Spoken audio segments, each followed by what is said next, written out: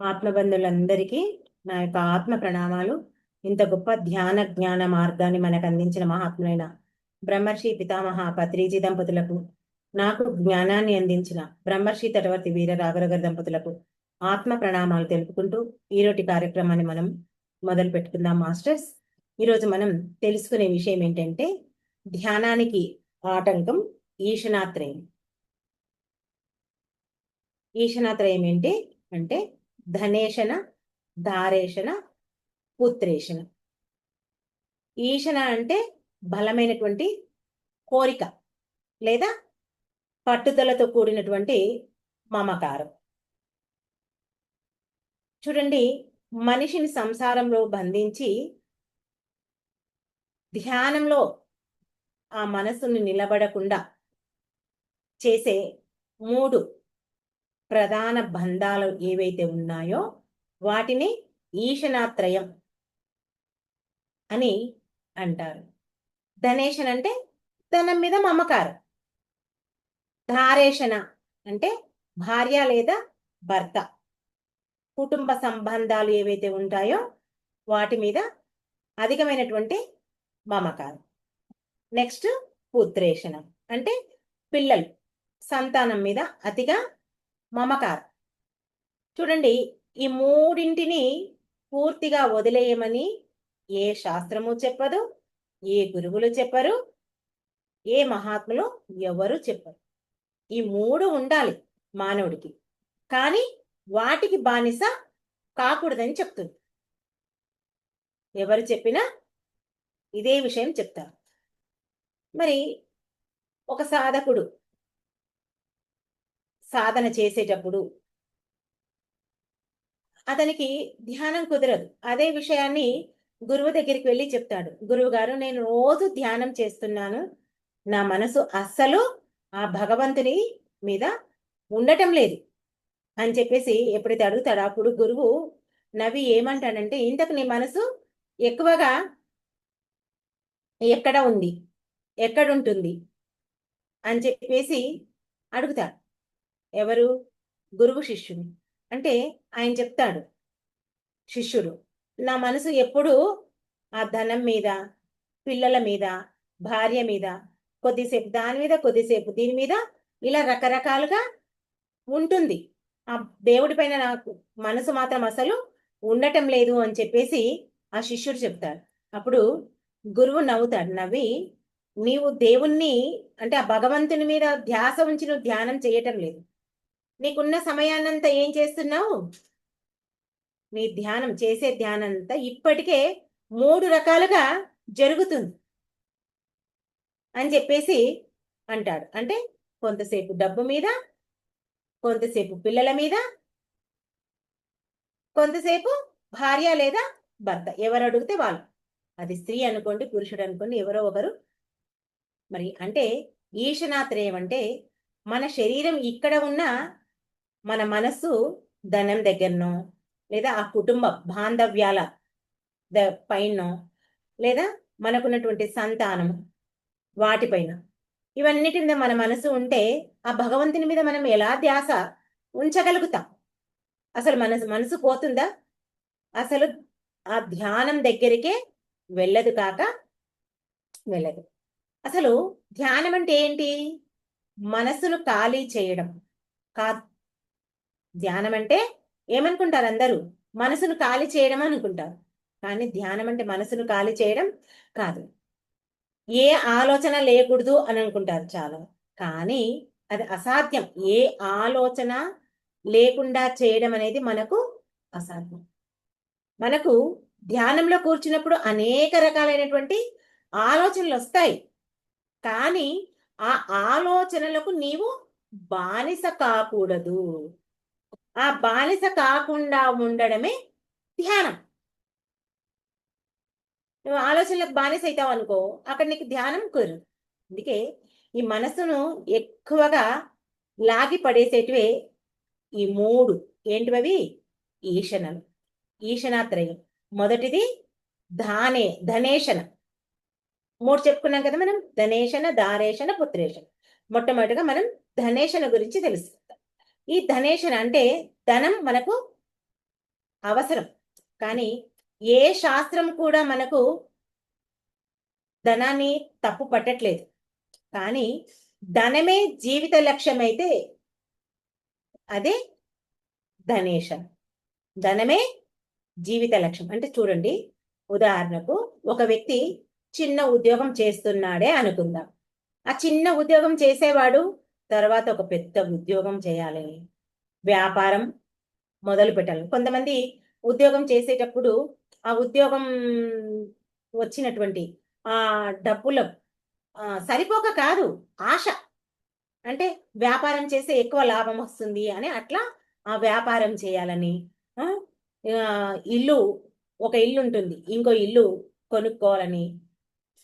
ఇప్పుడు ఎంతమంది ప్లాట్ల బిజినెస్ చేస్తుంటారు, ప్లాట్లు కొనడం అమ్మడం, అట్లా ప్లాట్లు కొనాలని, బంగారం కొనాలని, బ్యాంక్ బ్యాలెన్స్ బాగా ఉంచుకోవాలని, ఇలా రకరకాలుగా ఎన్నెన్నో కోరికలతో ఒక వ్యక్తి జీవిస్తుంటాడు. మరి జీవితాంతం బ్రతికినంత కాలం దానికోసమే తాపత్రయపడుతుంటాడు. మరి ఆ తాపత్రయంలో ఏమవుతుంది, మనస్సు ఎప్పుడు ఆందోళనగా ఉంటుంది, టెన్షన్గా ఉంటుంది, సరి అయిన తిండి ఉండదు, నిద్ర ఉండదు, ఏముండదు. ఏదో ఒక రోజు ఏమవుతుంది, గుండె ఆగి పోతుంది కదా. ఎప్పుడు అదే పనిగా వాటి గురించి ఆలోచిస్తే ఏమవుతుంది, గుండె ఆగిపోతుంది. మరి వెంట ఏమైనా తీసుకెళ్ళాడా, ఇన్ని రకాలుగా ఆలోచించిండు, సంపాదించిండు, అదే లేకుంటే నా జీవితమే కాదన్నాడు. మరి వెంట ఏమైనా తీసుకెళ్ళాడంటే ఏమీ తీసుకెళ్ళదు. వెంట ఏమైనా వస్తుందా, ఏమీ రాదు. అంటే ఇక్కడ చూడండి, ఈ ధన సంపాదనకు అనేది అంతమనేది లేదండి. 100 ఉన్నవాడు 1000 కావాలంటాడు, 1000 ఉన్నాడు 1,00,000 కావాలంటాడు, 1,00,000 ఉన్నాడు 10 లక్షలు కావాలంటాడు, 10 లక్షలు ఉన్నాడు 1,00,00,000 కావాలండి, 1,00,00,000 ఉన్నవాడు 100 కోట్లు కావాలంట. ఎన్ని ఉన్నా ఈ మనసుకు తృప్తి అనేది ఉండదు. మనిషికి ఆశ, ఆ ధనం మీద ఉన్నటువంటి మమకారం. మరి ఇలాంటి ఆలోచనలతో ఉన్న మనస్సును ఈ ధ్యానం ఎలా చేయనిస్తుంది మనకు అంటే, మన మనసును ఆ ధనేశన ఎలా కట్టిపడేస్తుంది అని ఒకసారి మనం ఆలోచిస్తే, మనం కళ్ళు మూస్తాం, ధ్యానం చేస్తుంటాం. ధ్యానం చేసేటప్పుడు ఏమొస్తుంది, ఇల్లు కొనుక్కున్నాం, ఇల్లుకు ఈఎంఐ కట్టాలి, అవునా. షేర్స్ కొంటే ఆ షేర్స్ మార్కెట్ ఎలా ఉంది, ఈరోజు ఎంతకు వచ్చింది, పడిపోయిందా, చక్కగా డెవలప్ అయిందా, ఇలా రకరకాలుగా. ఏదైనా బ్యాంకులో లోన్ తీసుకుంటాం, మరి లోన్ కట్టాలి, ఉంటాయా ఇవన్నీ ఆలోచనలు. కళ్ళు మూసే ఆ శ్వాస మీద ధ్యాస పెడతామా, పెట్టలేము. వ్యాపారం చేసేవాడు ఆ వ్యాపారాన్ని ఎలా అభివృద్ధి చెందాలని, డబ్బు సంపాదించేవాడు ఆ డబ్బును ఎలా అయితే నేను 1కి 2 లాభం తీసుకుంటాను అని, ఇలా రకరకాలుగా ఆ మనసు వాటి గురించి సంపాదించాలని చెప్పేసి వాటి వైపే తిరుగుతుంది. అప్పుడు ఎట్టి పరిస్థితుల్లో మనకు ధ్యానం కుదరదు. చూడండి, ఇసుక తెలుసు కదా మీకు. ఆ ఇసుకను మనం చేతిలో గట్టిగా పట్టుకొని బిగిసి పట్టుకున్నాం అనుకోండి, పట్టుకుంటే ఏమవుతుంది, చేతంతా నొప్పి పుడుతుంది, కింద పోయేది పోతుంది, కానీ ఆ గట్టిగా పట్టుకోవడం వల్ల చేతు నొప్పి వస్తుంది. సరే, వదిలేసామనుకోండి, చేతిలో ఉన్నటువంటి ఇసుకంతా రాలిపోతుంది, హాయిగా చేతికి విశ్రాంతి లభిస్తుంది.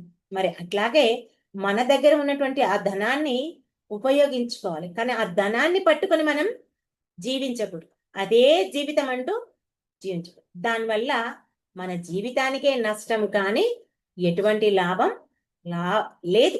అందుకే ఇక్కడ భగవంతుడు ఏం చెప్తున్నాడంటే, ధనాన్ని సంపాదించు, కానీ దాన్ని ధర్మంగా సంపాదించు. ధర్మంగా సంపాదించడమే కాదండి, ధర్మంగానే ఖర్చు చెయ్యి, ఇంకా అవసరానికి ఉంచుకో, కానీ ధనానే జీవితంగా మార్చు. చూడండి ఎంత గొప్పగా చెప్పారు గురువులు.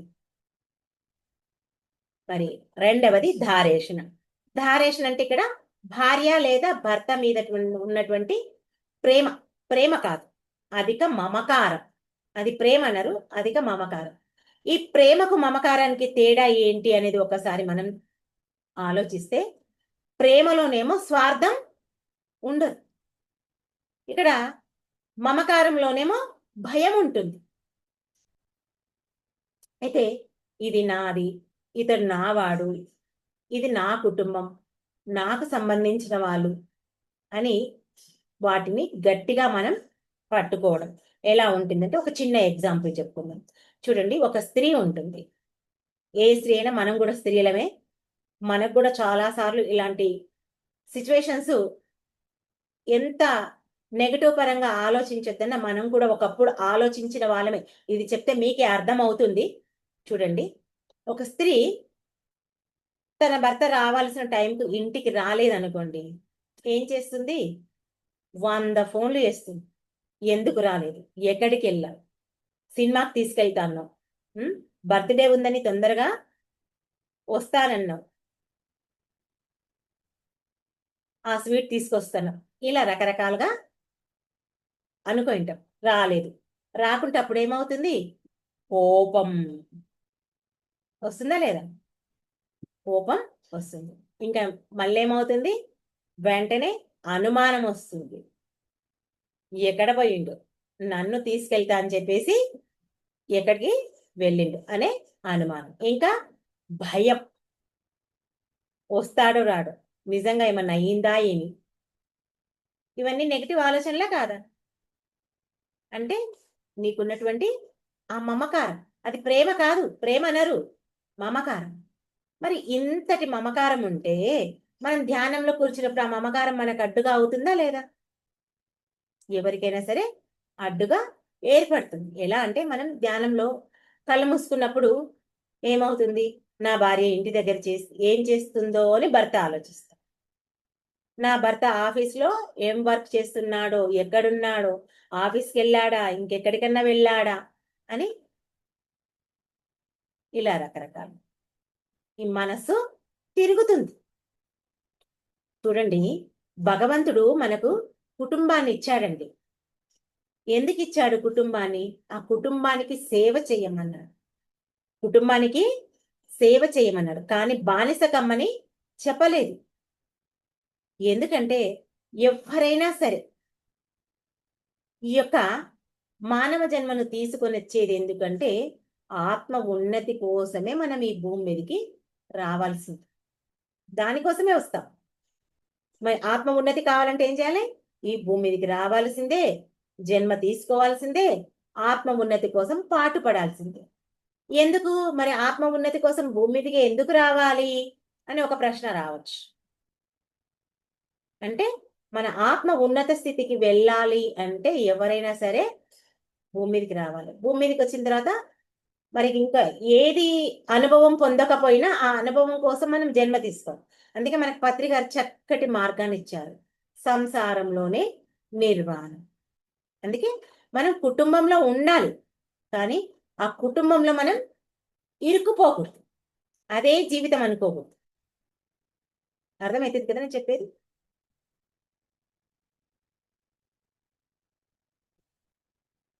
కుటుంబంలో మనము ఇరుక్కొని పోకూడదు. చూడండి, మన ఇంట్లో పూల చెట్లు ఉంటాయి, అవునా? ఆ పూల చెట్లు ఉన్నప్పుడు పెంచుతుంటాం, రోజు వాటికి నీళ్లు పోస్తుంటాం, దానికి తగినటువంటి ఆ కలుపు మొక్కలు అవన్నీ ఏమంటారు, ఏరుకుంటూ చక్కగా ఆ మొక్కల్ని పోషిస్తాం. కానీ ఆ ఆ చెట్టును మనం మనం ఎక్కడికి వెళ్తే అక్కడికి భుజాన వేసుకొని తిరుగుతుంటామా ఎక్కడైనా? ఎక్కడికి తీసుకెళ్ళం, ఇంట్లోనే ఉంటాయి. వాటి బాధ్యతను ఇంకా వేరే వాళ్ళకి చెప్పిపోతాం, కావాలంటే మనం ఎక్కువ రోజులు పోతే. అలాగే మనం కూడా ఈ కుటుంబాన్ని ప్రేమించాలి, కానీ మనం హృదయంలో బంధించకూడదు. అర్థమైంది కదా?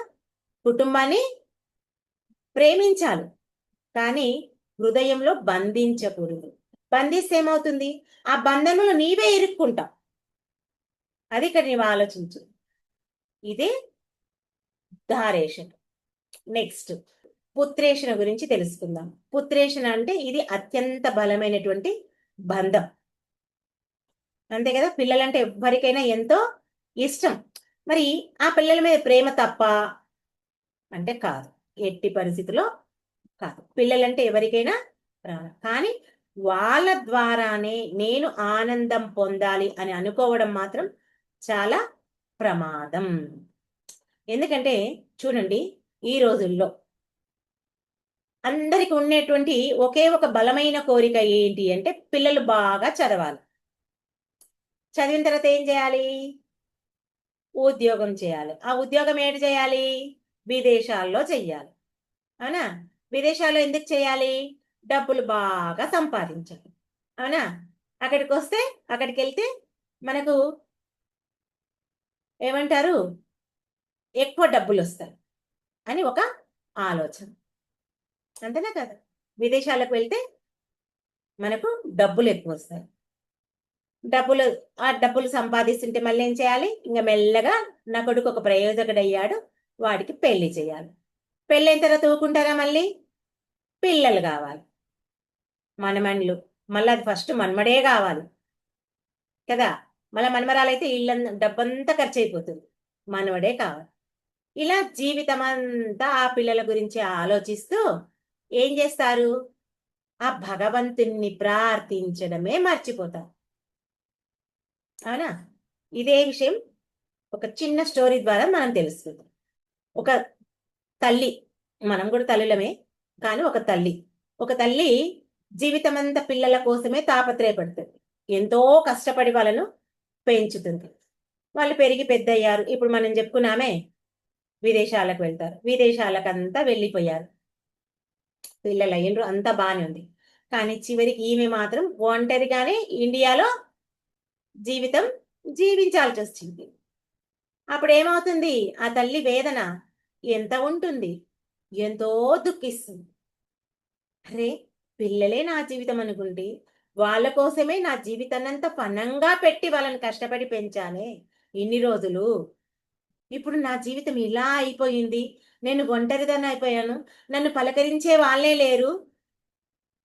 కనీసం ఆకలైతే అన్నం పెట్టేవాళ్ళు లేరు. దూపైతే ఒక గ్లాస్ నీళ్ళిచ్చే వాళ్ళు లేరు. బాధపడుతున్నారా లేదా? ఇలాంటి వాళ్ళు ఉన్నారా లేదా? ఎంతో మంది ఉన్నారు. అది తెలియక ముందు ఏం చేసాం? అదే గొప్ప అనుకున్నాం.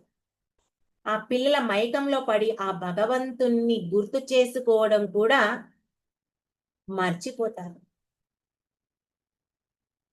చూడండి, అప్పుడు బాధపడుతుంది. అరే! ఇన్ని రోజులు నేను కనీసం భగవంతుడు నాకు ఈ మానవ జన్మనిచ్చినందుకు నేను ఈ మాత్రం కూడా ఆ భగవంతుని తలుచుకోలేదని చెప్పేసి ఎంతగానో బాధపడుతుంది.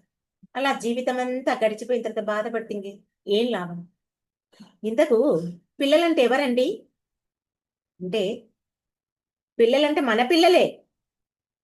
ఆ పిల్లలకు మనం కేవలం సంరక్షకులం. అంటే వాళ్ళను పెంచి పోషించే వరకే మన బాధ్యత. కానీ వాళ్ళకి యజమానులం మనం గాదమండి. ఎందుకంటే వాళ్ళకి యజమానులు దేవుడు, ఆ భగవంతుడు. ఎందుకంటే ఆ పిల్లలు మనకు వచ్చింది ఆ భగవంతుని యొక్క వరం వల్లనే మనకు ఆ పిల్లలొచ్చారు. అవునా? ఆ వరము అనే కంటే ఆ పిల్లలు తల్లిదండ్రిగా మనల్ని ఎన్నుకొనొచ్చారు. మన ద్వారా ఈ భూమి మీదకి వచ్చారు. అంతేకాని పిల్లలకు మనమేమి కాదు. వాళ్ళని మన కడుపులో నుంచి వచ్చారు కాబట్టి వాళ్ళకు సంరక్షకులుగా చూసుకోవాలి. ఒకటి గుర్తుపెట్టుకోండి. మనం మన ఆత్మ ఉద్ధరణ కోసం ఈ భూమి మీదకి జన్మ తీసుకొని ఎలా వచ్చామో, వాళ్ళు కూడా వాళ్ళ ఆత్మ ఉద్ధరణకు మన ద్వారా ఈ భూమి మీదకి రాబడ్డారు. ఆ ఒక్క విషయం మనం గుర్తుపెట్టుకోవాలి. అర్థమైతుందా నేను చెప్పేది? మనం ఎలా వచ్చామో వాళ్ళు కూడా అలాగే వచ్చారు. ఇంకా మీకు ఈజీగా అర్థం కావాలంటే, ఇప్పుడు మనం ఎక్కడికైనా ఊరికెళ్తున్నాం. ఒక అమర్నాథ్ యాత్రకే పోనీ అనుకుందాం. వెళ్ళేటప్పుడు అమర్నాథ్ యాత్ర వెళ్ళేటప్పుడు దారిలో ఎన్నో ఊర్లొస్తాయి. ఎంతో మంది ఎక్కింటారు. ఆ ట్రైన్‌లో మనం ఒక్కరమే ఉంటామా? మనలాంటి వాళ్ళు ఎంతో మంది ఉంటారు. ఎవరెవరు ఎక్కడ దిగాలో అక్కడ ఆ రైల్లో ఎక్కి, ఆ ట్రైన్‌లో ఎక్కి వాళ్ళ గమ్యాలొచ్చిన తర్వాత వాళ్ళు దిగిపోతారు. అలాగే మనం కూడా మన గమ్యం వచ్చిన తర్వాత మనం కూడా దిగిపోతాం. అర్థమైందా? మరి ఆ రైల్లో ప్రయాణం చేసేటప్పుడు వాళ్ళ గమ్యాలొచ్చినప్పుడు ఎలా దిగిపోతారో, మనం కూడా మన గమ్యం వచ్చినప్పుడు మనం కూడా అలా దిగిపోతాం. అవునా? అలాగే ఇక్కడ మనకున్నటువంటి సంబంధాలు ఏవైతే ఉన్నాయో అంతే, మన యొక్క గమ్యం చేరే వరకు ఎన్ని రోజులు మనం ఆ ప్రయాణం చేయాలో ఆ ప్రయాణం చేసిన తర్వాత మనం అనుకున్న అది ఏదైతే ఉందో దాన్ని రీచ్ అయ్యాక మనం దిగిపోతాం. అంటే ఇక్కడ నుంచి భూమి నుంచి వెళ్ళిపోతాం. అది మనకున్నటువంటి ఆ సంబంధ బాంధవ్యాలు అనేటివి శాశ్వతం కాదు. ఇది మనం గుర్తుంచుకోవాలి. ఇంకా దానికి ఇంకా మనకు అప్పుడు బాధ ఉండదు. ఇంకా పిల్లలు పోయి మొగుడు భార్య అని బాధలు లేవు. అమ్మ చనిపోయి, నాన్న చనిపోయి, ఇవన్నీ ఏ బాధలు ఉండవు. మరి ఈ మూడు ఎందుకు ధ్యానానికి ఆటంకం అంటే, ఈ మనస్సు ఉందే, ఈ మనస్సు ఎవరిపై అయితే మమకారం పెట్టుకుంటుందో అక్కడ వాళ్ళ చుట్టే అక్కడ తిరుగుతుంటుంది మనస్సు. మరి ఇక్కడ మనం ధ్యానం చేస్తున్నాం. ధ్యానం అంటే ఏంది? ఈ మనస్సును దేవుడి దగ్గర ఉంచాలి. కానీ ఈ మనసు ఏం చేస్తుంది? ధనం దగ్గర, కుటుంబం దగ్గర, ఈ పిల్లల దగ్గర ఉందనుకోండి, ఇంకా ధ్యానం కుదురుతుందా? అస్సలు కుదరదు. ఇక్కడ భగవంతుడు మనకు ఒక విషయాన్ని చెప్తున్నాడండి. ఏం చెప్తున్నాడంటే, ధనాన్ని వదలమని చెప్పట్లేదు, కుటుంబాన్ని వదలమని చెప్పట్లేదు, పిల్లల్ని కూడా వదలమని మనకు చెప్పటం లేదు. కేవలం నీకున్నటువంటి మమకారాన్ని తగ్గించమని చెప్తున్నాడు. ఎలా ఆ మమకారాన్ని తగ్గించమని కూడా ఎలా చెప్తున్నాడు గమనించండి. తామరాకు ఉందే, ఆ తామరాకు ఎక్కడుంటుంది? నీటిలో ఉంటుంది. నీటిలో ఉంటుంది కానీ ఆ నీళ్ళకి అతుక్కుంటుందా? తామరాకు నీటికి అంటుకోదు. అంటే తామరాకు మీద నీటి బొట్టులా ఉండు అంటే నువ్వు కూడా సంసారంలో ఉండు, కానీ నీలో సంసారం ఉంచం అని మనకు భగవంతుడు చెప్తున్నాడు. ఇంకొక మహాత్ముడు ఒక గొప్ప మాట చెప్పాడండి. ఏంటంటే, ఈ చేతులతో పని చెయ్యి, కానీ హృదయంలో మాత్రం ఆ హృదయంతో నీ యొక్క ఆ భగవంతుని పట్టుకో అని చెప్తున్నాడు. ఎంత గొప్ప మాట! ఈ చేతులున్నాయి, పనులు చెయ్యి, కానీ హృదయంలో మాత్రం భగవంతుణ్ణి పెట్టుకో అని చెప్తున్నారు. మరి ధ్యాన సాధకుడు ఏం చేయాలి అంటే, ప్రతిరోజు తనను తాను 3 ప్రశ్నలు వేసుకోవాలి. ఏంటి ఆ 3 ప్రశ్నలు అంటే, డబ్బు లేకపోతే నేను దేవుణ్ణి మర్చిపోతానా అని ఒక ప్రశ్న. ఇంకొకటి, కుటుంబంలో సమస్యలతో నేను దేవుణ్ణి మర్చిపోతానా అని ఒక ప్రశ్న. మూడవది, పిల్లల యొక్క భవిష్యత్తు గురించి ఆలోచిస్తూ వాళ్ళే ఇది అనుకొని వాళ్ళ యొక్క పేరుతో నేను ఈ ధ్యానాన్ని వదిలేస్తానా అని ఈ 3 ప్రశ్నలు వేసుకోవాలి. ఈ 3 ప్రశ్నలకు నిజాయితీగా మనం సమాధానం చెప్పుకుంటే మన యొక్క సంబంధాలు అంటే మన యొక్కనటువంటి ఆ బంధాలు ఏవైతే ఉన్నాయో వేటి మీద బంధం ఉందనేది మనకు తెలుస్తుంది. మరి తెలిసింది, ఓకే. మరి ఈ ఈశనాత్రయాన్ని తగ్గించేది ఎలా అని ఆలోచించుకోవాలి కదా. మరి ఉన్నాయి, వాటిని తగ్గించాలి. ఎలా తగ్గించాలి అంటే, ధనం సంపాదించాలి కానీ దాన ధర్మం కూడా చెయ్యాలి. అంటే దానము చెయ్యాలి, అది కూడా ధర్మంగా చెయ్యాలి. కుటుంబాన్ని ప్రేమించాలి కానీ దేవుణ్ణి మరచిపోకూడదు.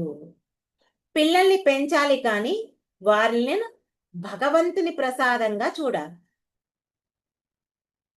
చూడండి, మనం ఈ లోకానికి, ఈ భూలోకానికి వచ్చేటప్పుడు ఖాళీ చేతులతోనే వచ్చామండి.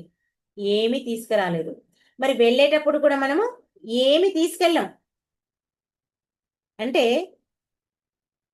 ఈ మానవ జన్మ తీసుకున్న తర్వాత ఈ ప్రయాణంలో భాగంగా మధ్యలో వచ్చినటువంటి ఈ ధనము కానీ, కుటుంబము కానీ, పిల్లలు కానీ ఏవి కూడా అన్నీ మనకు ఆ భగవంతుడు ఇచ్చినటువంటి బాధ్యతలు మాత్రమే. వాటిని ఏం చేయాలి అంటే, మనం ప్రేమతో సేవ చేయాలి. వాటికి భర్త కానీ, భార్య కానీ, పిల్లలు కానీ, డబ్బు కానీ. ఓకే, కానీ వాటిని మనం శాశ్వతమని ఎప్పుడూ కూడా భావించకూడదు. మనం శాశ్వతమని భావించి ఈ మనసును కనుక కట్టి పట్టేస్తే, వాడికి కట్టి పడేస్తే, భగవంతుని వైపు ఏదైతే వెళ్ళే ఆ మార్గం ఏదైతే ఉందో ఆ మార్గం మూసుకుపోతుంది. గుర్తుపెట్టుకోండి, వాటిని ఆ డబ్బు, భోగభాగ్యాలు, ధనము ఇవన్నీ ఏవైతే ఉన్నాయో అవి శాశ్వతం అనుకొని మనం మనసును వాటి వెనుక కట్టిపడేస్తే ఆ భగవంతుని వైపు వెళ్ళేటటువంటి మనసు ఉందే, ఆ మనసు ఆ మనసు యొక్క వెళ్ళే మార్గం మోసుకుపోతుంది. అది మనం గుర్తుంచుకోవాలి. చూడండి, ధ్యానం అంటే మనం ఈ ప్రపంచం నుంచి పారిపోవడం కాదండి, ప్రపంచంలోనే ఉండాలి. ఈ హృదయంలో భగవంతుని యొక్క మొదటి స్థానం ఇవ్వాలి. ధనముందే, ఈ ధనం చేతిలో ఉండాలి కానీ హృదయంలో ఉండకూడదు. కుటుంబం జీవితంలో ఉండాలి, అంటే మన జీవితం కుటుంబంలో ఉండాలి, కానీ భగవంతుని యొక్క స్థానం ఏదైతే ఉందో ఆ స్థానాన్ని ఆక్రమించకూడదు. పిల్లలున్నారు, ఆ పిల్లలకు ప్రేమకు పాత్రలం అవ్వాలి, కానీ ఆ పరమాత్ముని యొక్క ఆశ్రయం ఏదైతే ఉందో, ఆ భగవంతుని ఆశ్రయం ఏదైతే ఉందో అతను మాత్రం అదే భగవంతుడే ఉండాలి, కానీ ఆ భగవంతుని ప్లేస్ లో ఇవన్నీ ఏవి ఉండకూడదు. భగవంతుడు భగవంతుడే. అందుకే ఈ ఈశనాత్రయం ఎప్పుడైతే మనకు ఈ క్రమంగా తగ్గుతుందో మన మనస్సు చక్కగా చాలా తేలిక పడుతుంది. ఎప్పుడైతే తేలిక అవుతుందో ఆ మనసులోనే మనకు శాంతి పుడుతుంది. మరి ఎప్పుడైతే మనకు శాంతి ఉందనుకో మనసు, చక్కగా మనకు ధ్యానం కుదురుతుంది. ధ్యానం ఎప్పుడైతే కుదురుతుందో అక్కడే మనకు ఆ ఆత్మానుభూతి అనేది లభిస్తుంది. ఇంతే, ఇంతకంటే ఏమీ లేదు. ధ్యానానికి ఆటంకం అనేది మొత్తం తెలియపోతుంది. మొత్తానికి దీని సారం ఏంటి? ఈ ధనేషణ దారేషణ పుత్రేషణ అంటే ధనాన్ని ఉపయోగించు, కానీ ఆ ధనానికి నీవు బానిస కావద్దు. కుటుంబాన్ని ప్రేమించు, కానీ మమకారంలో మునిగిపో. పిల్లల్ని పెంచు, ప్రేమించు, కానీ వాళ్ళను భగవంతుని యొక్క వరంగా నీవు భావించు. ఈ 3 ఈషణలను జయించినటువంటి మనసు ఏదైతే ఉందో అదే నిజమైన ధ్యానానికి అర్హత అయినటువంటి మనస్సు. అర్హత సంపాదించాలంటే ఈ 3 చేయాలి. ధనాన్ని ఉపయోగించాలి, కానీ దానికి బానిస కావద్దు. కుటుంబాన్ని ప్రేమించాలి, కానీ మమకారంలో ఇరుక్కోవద్దు. ఇంకొకటి, పిల్లల్ని పెంచు, కానీ భగవంతుని వరంగా భావించు. ఈ 3 గుర్తుంచుకుంటే కనుక మన మనసు చక్కగా ఉంటుంది. మనం ధ్యానానికి అర్హత సంపాదించిన వాళ్ళం అవుతాం. ఇదండి. ఇవన్నీ కూడా మనం ప్రతిరోజు ఈ శ్వాస మీద ధ్యాస ఉంచి ధ్యానం చేస్తేనే ఈ ఈశనాత్రయం నుంచి బయటపడటానికి అవకాశం ఉంటుంది. అంటే అవే అడ్డంకి, వాటిని తొలగించుకోవాలంటే ప్రతిరోజు సాధన చేస్తూ చేస్తూ ఉంటే మనం మనసుకు బానిసలం కాము. ఆ మనసును జయించడానికి మనకొక అవకాశం ఉంటుంది. మెల్లమెల్లగా వీటన్నిటిపైన మమకారం కూడా తగ్గుతుంది. ఓకే మాస్టర్స్, ఈ అవకాశం నాకు ఇచ్చినందుకు మీ అందరికీ నా యొక్క కృతజ్ఞతలు. Thank you. ఓకే, అందరం కాసేపు ధ్యానంలో కూర్చుందాం.